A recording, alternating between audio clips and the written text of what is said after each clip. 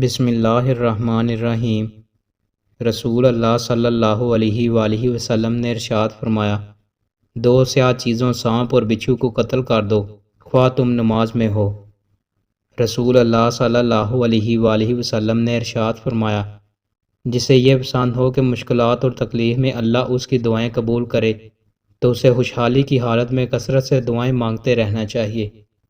رسول اللہ صلی اللہ علیہ وآلہ وسلم نے ارشاد فرمایا، کوئی مومن مرد اپنی مومنہ بیوی سے نفرت اور بغض نہ رکھے، اگر اس کی کوئی عادت ناپسند ہوئی تو دوسری عادت پسند ہوگی۔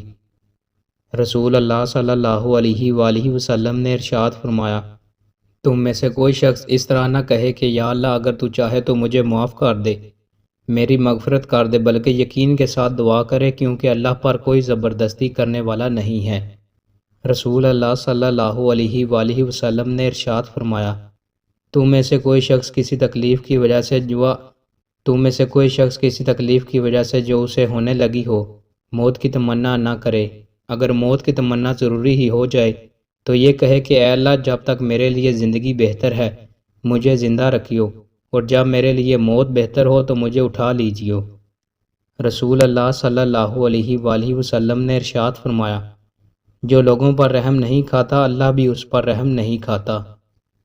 دوستوں، مزید اچھی ویڈیوز کے لیے ہمارے چینل کو سبسکرائب لازمی کریں۔ بہت شکریہ۔